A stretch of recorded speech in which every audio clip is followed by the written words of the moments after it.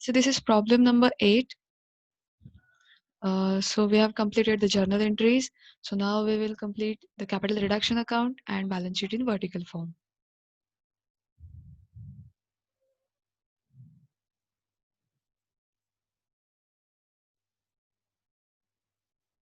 See, this is capital reduction account. So capital reduction ला आपण काही balances transfer करून घेतलेत. जे remaining balances आहेत ते आपण transfer करून घेऊया.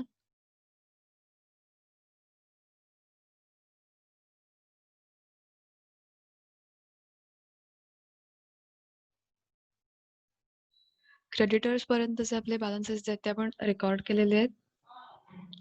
Next, preference dividend paid. See, preference dividend जो आपण paid केलेला आहे. So capital reduction च्या debit side ला जाणार आहे to bank account.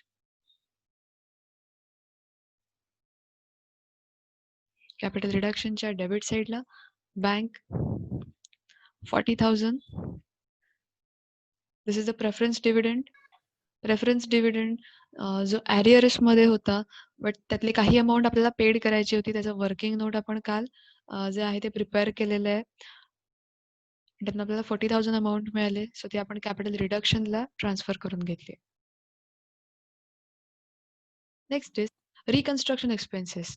So reconstruction expenses आपण 15,000 चे पेड केलेले आहेत आउट ऑफ बँक बॅलन्स. जो बँकेमध्ये बॅलन्स होता, प्रॉब्लेममध्ये आपल्याला बँक बॅलन्स दिलेला नाहीये, बट ॲडजस्टमेंटमध्ये आपल्याला लोन रिसीव्ड झालंय 1,50,000. So out of 1,50,000, we have paid the preference dividend as well as the reconstruction expenses. So आपण ते reconstruction expenses जे आहेत ते and जो preference dividend आहे तो आपण या लोनची जी अमाऊंट आपल्याला रिसीव्ड झाली आहे, आपण जे लोन घेतलेलं आहे, ऑब्टेन केलं आहे 1,50,000चं, त्यातनं आपण पेड केलेली आहे. So there's 15,000 reconstruction expenses we will be recording. Capital reduction account to bank 15,000.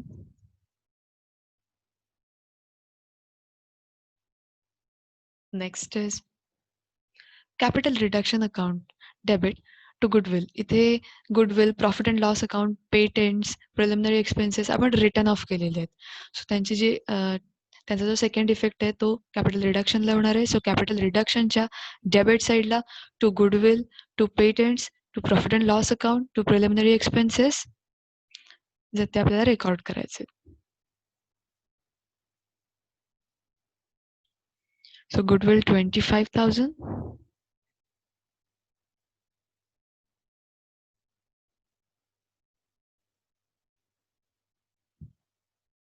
25,000.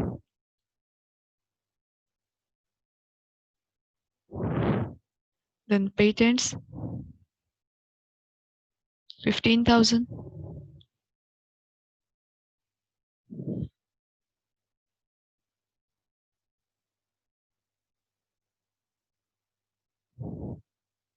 Next is profit and loss account 8,20,000.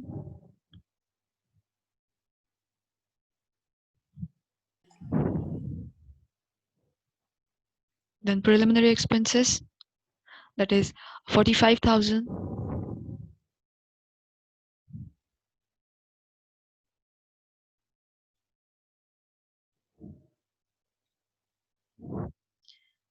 C आता इथे ही जी एंट्री केली आहे, इथे जे गुडविल रिटर्न ऑफ केलेले आहेत आणि इथे जे ॲसेट रिव्हॅल्यूड केलेत, इथे तुम्ही एकच कंबाईन एंट्री सुद्धा करू शकता. एकदाच कॅपिटल रिडक्शन डेबिट करून हे सगळे जे ॲसेट्स आहेत, काही ॲसेट आहेत ते राईट ऑफ केलेत, काही ॲसेट्स आहेत ते रिव्हॅल्यूड केलेत. सो तुम्ही इथे एकच कंबाईन एंट्री सुद्धा करू शकता. बट काही ॲसेट आहेत ते रिटर्न ऑफ केलेत अँड काही रिव्हॅल्यूड केलेत. सो इथे मी 2 एंट्रीज केल्यात. सो तुम्ही कंबाईन एक एंट्री केलीत तरी काही प्रॉब्लेम नाही किंवा अशा 2 सेपरेट एंट्रीज केल्यात तरी प्रॉब्लेम नाहीये. इथे दोन्ही कळायला हवे म्हणून मी ते वेगळ्या एंट्रीज, सेपरेट एंट्रीज केल्यात. सो इथे आपले राईट ऑफ करून झालेले आहेत ॲसेट्स. नेक्स्ट रिव्हॅल्यूड केलेले ॲसेट्स आहेत. हे ॲसेट जे रिव्हॅल्यूड केलेत त्याचा इफेक्ट आपला कॅपिटल रिडक्शनला जाणार आहे. So in debit side of capital reduction account to furniture, to stock in trade, to land and building, to debtors. ज्या अमाऊंट्स आपल्या रिड्यूस झालेल्या आहेत त्या आपल्याला तिथे रेकॉर्ड करायचे आहेत. So furniture 10,000.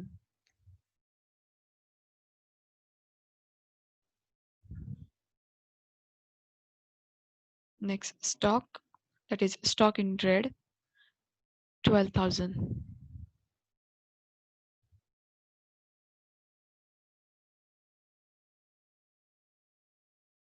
Next is land and building, 70,000.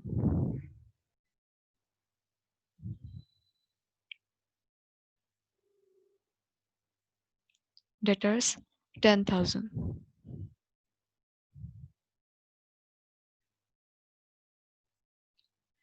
So here is our balances are recorded.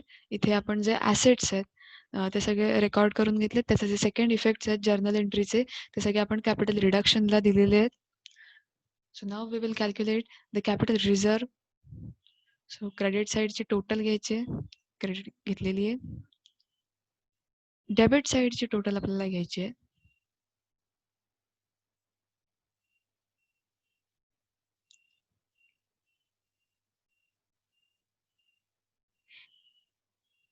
दोघांतला जो डिफरन्स आहे तो आपल्याला कॅपिटल रिझर्व आपल्याला मिळणार आहे, दॅट इज 8,000.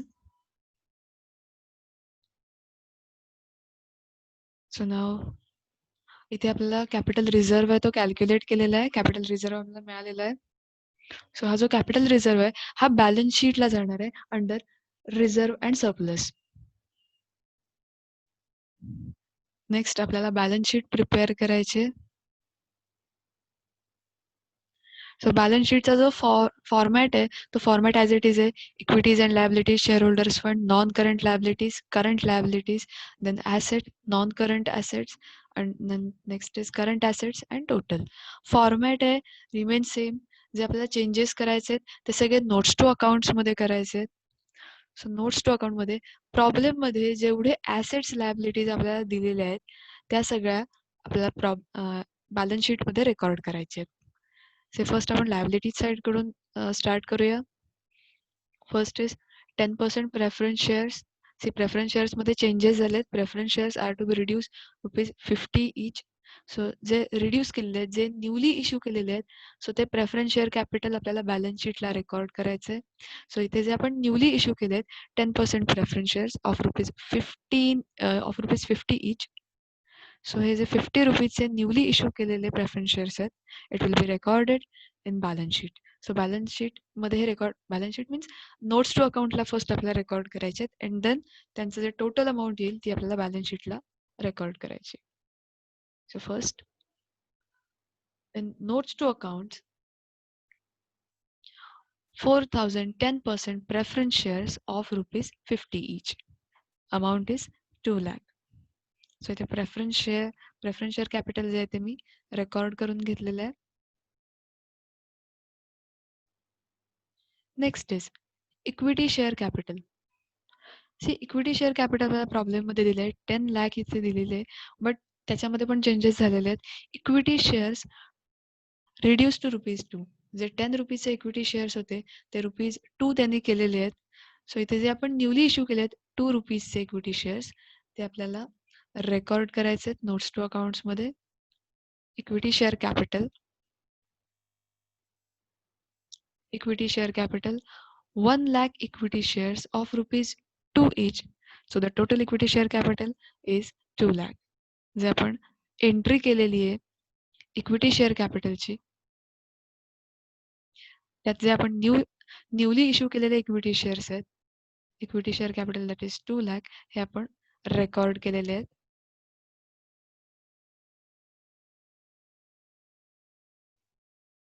नेक्स्ट इज प्रॉब्लेममध्ये नेक्स्ट आपल्याला 12% डिबेंचर्स 12% डिबेंचर्स आपल्याला दिलेले आहेत.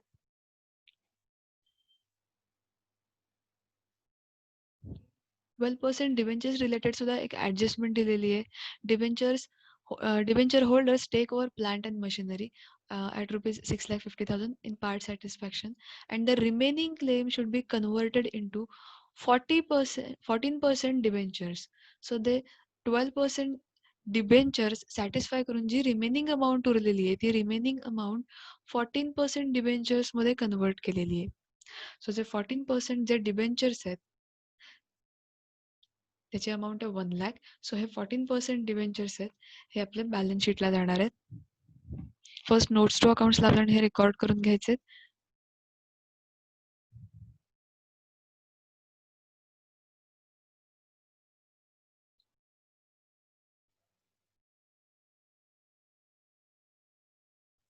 सो नोट्स टू अकाउंटला फर्स्ट डिबेंचर्स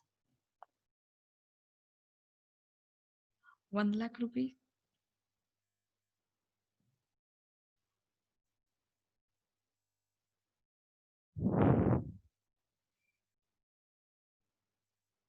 आपण डिबेंचर्स रेकॉर्ड करून घेतलेत. Next is bank overdraft. See bank overdraft जो आहे तो पेड केलेला आहे.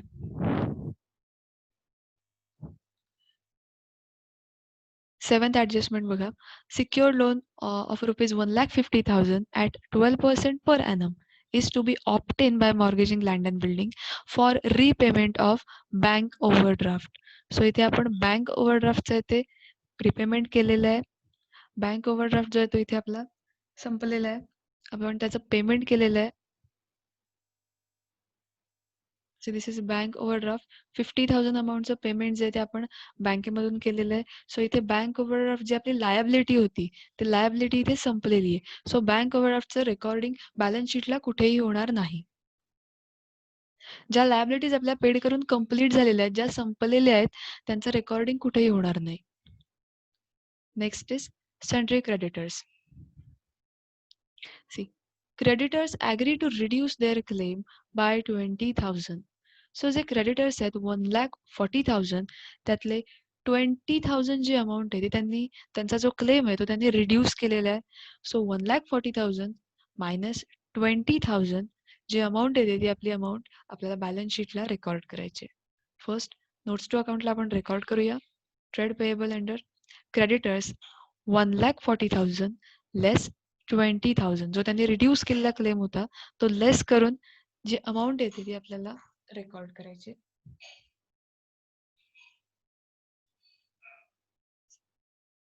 ट्रेड पेएबल डायरेक्टली मी आउटर कॉलमला घेते. दॅट इज 1,20,000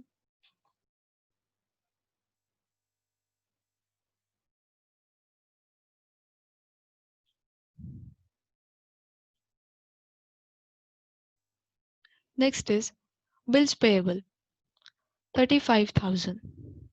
प्रॉब्लेममध्ये बिल्स पेएबल जे आहेत ते आपण बिल्स पेएबल पेड करून झालेले आहेत. सो ही जी लायबिलिटी आहे ती संपलेली आहे बिकॉज ते आपण बिल्स पेएबल जे आहेत ते पेड केलेत. See the entries bills payable account debit to bank account. So bank अकाउंटमधून आपण 35,000 जे आहेत ते बिल्स पेएबलचे पेड करून झालेले आहेत. सो इथे बिल्स पेएबल ही लायबिलिटी जी आहे ती संपलेली आहे. सो ह्याचं रेकॉर्डिंग कुठेही बॅलन्स शीटला होणार नाही बिकॉज आपल्याकडे बिल्स पेएबल आता काहीच उरलेलं नाही आहे. सो आपली लायबिलिटी साईड जी आहे ती इथे संपलेली आहे. आपण कॅपिटल रिझर्व्ह जो कॅल्क्युलेट केलेला आहे त्या कॅपिटल रिझर्व्ह आपण रेकॉर्डिंग करून घेऊया. 8,000 आपण इथे कॅपिटल रिझर्व्ह जो आहे तो कॅल्क्युलेट केलाय दॅट इज 8,000 रुपीज. सो ते आपण रेकॉर्ड करायचे.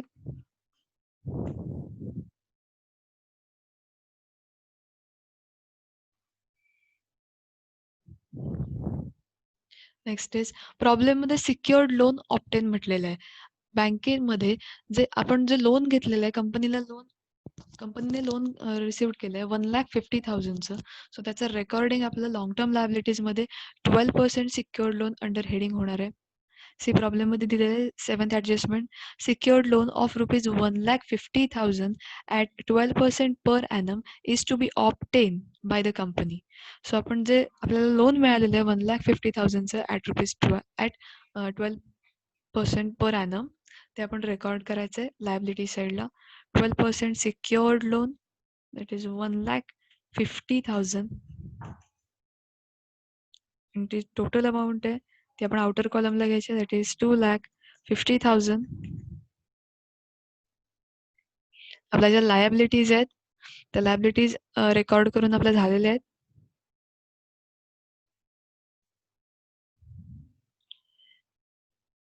शेअर कॅपिटलची मी टोटल करून घेतलेली आहे. सो आपण लायबिलिटीज बॅलन्स शीटला रेकॉर्ड करूया. Share capital 4 lakh. So share capital 4 lakh. Next is reserve and surplus. आपण कॅपिटल रिझर्व्ह जो आहे तो रेकॉर्ड केला आहे 8,000. सो आपण बॅलन्स शीटला तो रेकॉर्ड करायचा आहे ₹8,000. Next is long term liabilities. So आपण लॉंग टर्म लायबिलिटीज जे आहेत त्या कॅल्क्युलेट केल्या. Total long term liabilities 2,50,000.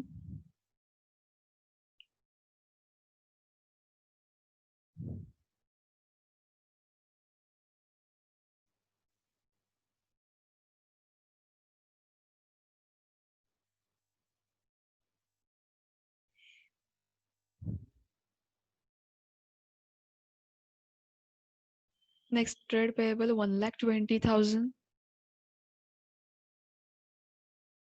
आता इथे अदर लायबिलिटीज मध्ये दुसऱ्या काही लायबिलिटीज आपल्या नाही आहेत. सो इथे डिरेक्टली ट्रेड पेएबल आहे ते मी आउटर कॉलमला घेते. Because short term provision bank overdraft असतं. बट तो जो बँक ओव्हरड्राफ्ट आहे तो आपला ऑलरेडी पेड करून झालेला आहे. देन बिल्स ट्रेड पेएबल्स मध्ये बिल्स पेएबल सुद्धा आले असते. बट ते बिल्स पेएबल आपण फुल्ली पेड केलेले आहेत. सो ते नाही आलेत. Trade payable that is 1,20,000.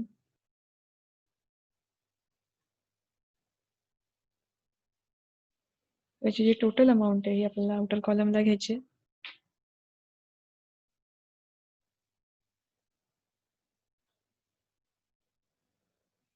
इथे आपली लायबिलिटी साइड जी आहे ती कम्प्लीट झाली. Equities and liabilities.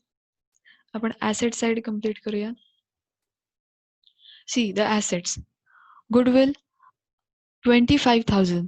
C goodwill आपण रिटर्न ऑफ केलंय. सो त्याचा रेकॉर्डिंग बॅलन्स शीटला कुठेही होणार नाही. पेटेंट सुद्धा आपण रिटर्न ऑफ केलेत 15,000. सो त्याचं पण बॅलन्स शीटला कुठेही रेकॉर्डिंग होणार नाही. फर्निचर 35,000.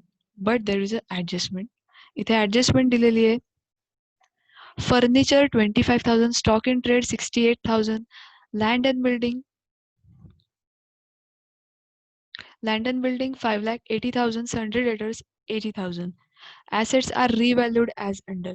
सी या ज्या assets आहेत ह्या revalued केल्यात. मीन्स यांच्या ज्या 25,000, 68,000, 5,80,000 and 80,000. सो ह्या ज्या अमाऊंट्स आहेत ह्या आपल्याला अमाऊंट्स आहेत त्या बॅलन्स शीटला रेकॉर्ड करायचे आहेत. सो इथे जे फर्निचर आहेत 35,000चे, तर इथे फर्निचरचे अमाऊंट 35,000 रेकॉर्ड न करता 25,000 जे ते रेकॉर्ड करायचे. Because assets are revalued. इथे ॲसेट्स आहे त्यांचं रिव्हॅल्युएशन झालेलं आहे. त्यांच्या ज्या व्हॅल्यूज आहेत 35,000ची जी व्हॅल्यू होती ती रिड्यूस करून 25,000 व्हॅल्यू केलेली आहे. सो इथे रिव्हॅल्यूड म्हटलंय. या ज्या व्हॅल्यूज आहेत ह्या ॲज इट इज आपल्याला बॅलन्स शीटला घ्यायच्या आहेत. So furniture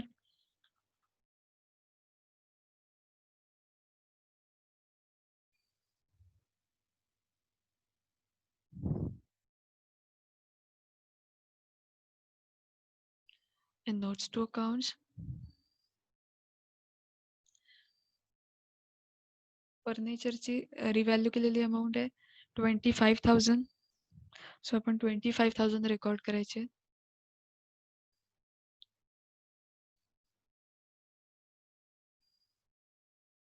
next plant and machinery. Plant and machinery जी आहे ती आपल्याला रेकॉर्ड करायची. प्लांट अँड मशिनरी आपण युटिलाइज केली आहे. Adjustment. Third adjustment. The debenture holders to take over plant and machinery at ₹6,50,000. जे प्लांट अँड मशिनरी आहे ते 6 लाख रुपीज जे होते ते ऑलरेडी युटिलाइज करून झालेले आहेत. ते ऑलरेडी पेड केलेत. सो प्लांट अँड मशिनरी ही जी ॲसेट आहे ही आपली बॅलन्स शीटला येणार नाही. Then land and building. See land and बिल्डिंगची अमाऊंट दिली आहे 6,50,000. बट लँड अँड बिल्डिंग जी आहे ती त्यांनी रिव्हॅल्यूड केले 5,80,000. सो ती अमाऊंट जे ती आपल्याला बॅलन्स शीटला रेकॉर्ड करायची आहे 5,80,000.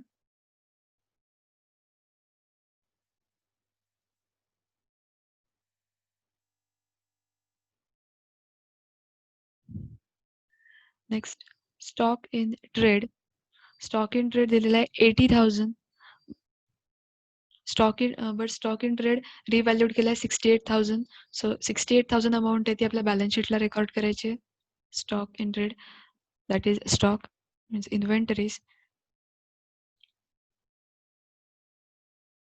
68,000.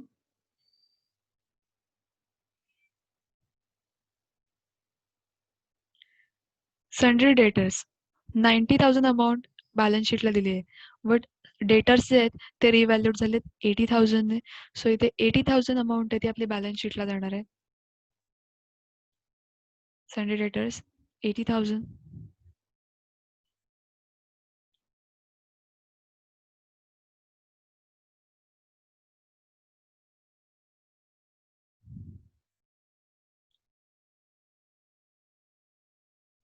Next is bills receivable.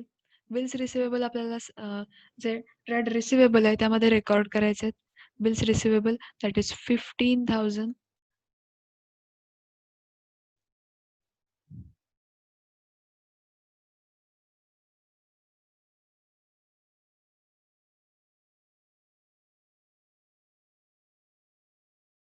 Bills receivable 15,000.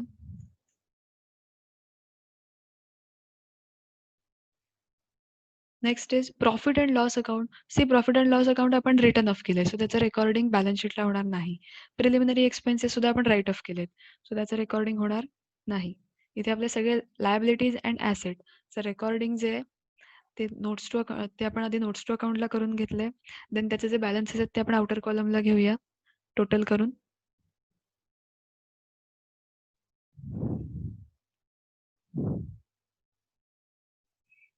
First fixed assets 6,05,000.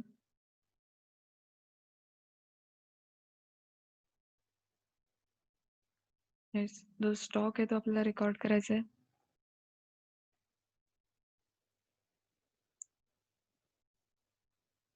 Trade receivable 95,000.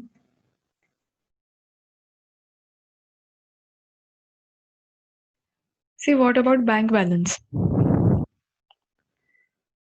Problem मधली लास्ट जी ऍडजस्टमेंट आहे, secured loan of 1,50,000 is to be obtain. So आपण जे लोन आहे ते कंपनीला मिळालेलं आहे 1,50,000 आणि त्या 1,50,000 मधून आपण बरेचसे आता बँक ओव्हरड्राफ्ट जो आहे तो पेड केलेला आहे. बिल्स पेएबल आपण पेड केलेत. देन रिकन्स्ट्रक्शन एक्सपेन्सेस सुद्धा आपण त्यातनं पेड केलेले आहेत. आणि जो प्रेफरन्स डिव्हिडंड आहे तो सुद्धा आपण पेड केलेला आहे. सो जो रिमेनिंग बॅलन्स आहे हे सगळं पेड करून जो बॅलन्स उरतोय तो आपल्याला अंडर द हेडिंग बँक आपल्याला बॅलन्स शीटला शो करायचा आहे. सो फर्स्ट इथे एक वर्किंग नोट केले. सगळ्यांना विजिबल आहे working note? Yes. Yes. Okay. See bank loan obtain. कंपनीला लोन कंपनीने लोन घेतलेलं आहे 1,50,000 रुपीजचं. फर्स्ट 1,50,000 मधून जे प्रेफरन्स डिव्हिडंड आपल्याला पेड करायचा होता, प्रेफरन्स डिव्हिडंड जो आपण पेड केलेला आहे 40,000 रुपीजचा. तुम्ही आपण जर्नल एंट्रीज मध्ये इथे बघूया. प्रेफरन्स डिव्हिडंड जो आहे तो कॅल्क्युलेट केलाय 40,000 आणि तो जो प्रेफरन्स डिव्हिडंड आहे हा बँकेमधून आपल्याला पेड केलेला आहे, बँकेमधून आपण पेड केलेला आहे. सो हे जे 40,000 आहेत हे बँकेमधून गेलेत. सो ज्या out of 1,50,000 less preference dividend 40,000. So आपण फर्स्ट 1,50,000 मधले 40,000 जे अमाऊंट आहे ती आपण लेस करतोय बिकॉज आपण त्यातले 40,000 रुपीज आहेत ते प्रेफरन्स डिव्हिडंडसाठी पेड केलेले आहेत. सो 1,50,000 मधून 40,000 लेस केल्यावर 1,10,000 आपला जो बॅलन्स आहे तो इथे रिमेनिंग राहतोय. नेक्स्ट ऍडजस्टमेंट नुसार आपण बिल्स पेएबल जे आहेत ते पेड केलेले आहेत. See in the problem bills payable आहेत ते पेड करायचे आहेत. बँक ओव्हरड्राफ्ट जो आहे बिल्स पेएबलची अमाऊंट 35,000 जी आहे ती पेड केलेली आहे. सो इथे 35,000 बिल्स पेएबल जे आहेत ते पेड केलेत. आउट ऑफ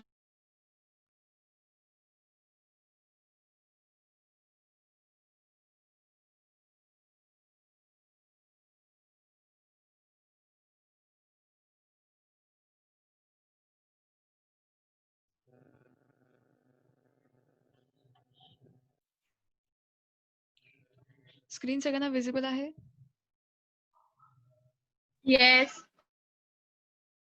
सी बँकमध्ये जे आपल्याला कंपनीला लोन रिसिव्ह झालंय 1,50,000चं त्यातून आपण प्रेफरन्स डिव्हिडंड जो आहे तो पेड केलाय 40,000 रुपीजचा. देन बिल्स पेएबल जे आहेत 35,000 चे ते सुद्धा आपण पेड केलेले आहेत. देन रिकन्स्ट्रक्शन एक्सपेन्सेस आपण 15,000 चे ते पेड केलेत. And then BOD that is bank overdraft जो आहे तो आपल्याला पेड केलेला आहे. सो 1,50,000 मधून हे सगळे जे आहेत एक्सपेन्सेस आहेत जे पेड करून झालेले आहेत. मध्ये प्रेफरन्स डिव्हिडंड असेल, बिल्स पेएबल असेल, then reconstruction expenses and bank overdraft. So हे सगळे पेड करून 10,000 ची अमाउंट आहे ती अमाउंट आपली बॅलन्स अमाउंट उरते. सो ती जी अमाउंट आहे 10,000 ची ती बँक बॅलन्सला जाणार आहे. बिकॉज जे 1,50,000 जे लोन होतं त्या लोनची जी अमाउंट बँकला रिसिव्ह झालेली आहे त्या अमाउंटमध्ये आपण जे एक्सपेन्सेस आहेत ते पेड केलेत आणि त्यातून 10,000 ची जी अमाउंट आहे ती बॅलन्स उरलेली आहे. सो इथे बँक बॅलन्स जो आहे cash and cash equivalent under 10,000 आपल्याला रेकॉर्ड करायचं आहे.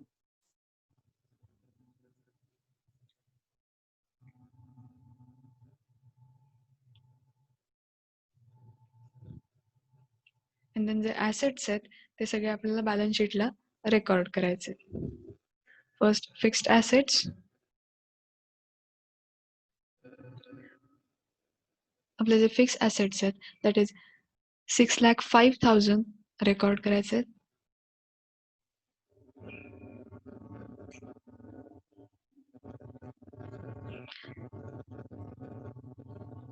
Next stock that is inventory 68,000.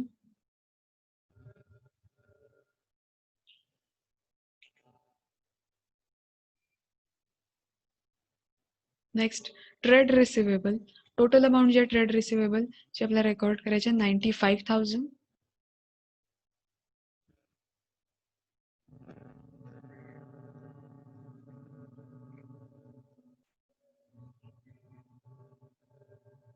and then bank balance. So under the heading of cash and cash equivalents, 10,000.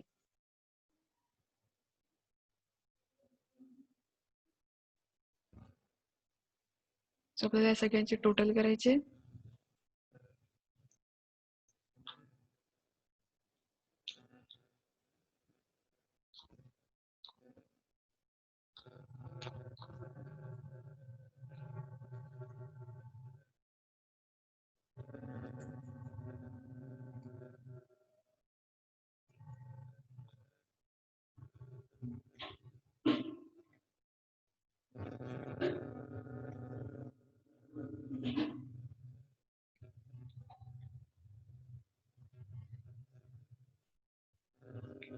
So इथे आपली लायबिलिटी साइड आणि ॲसेट साइड जे ते टॅली झाले.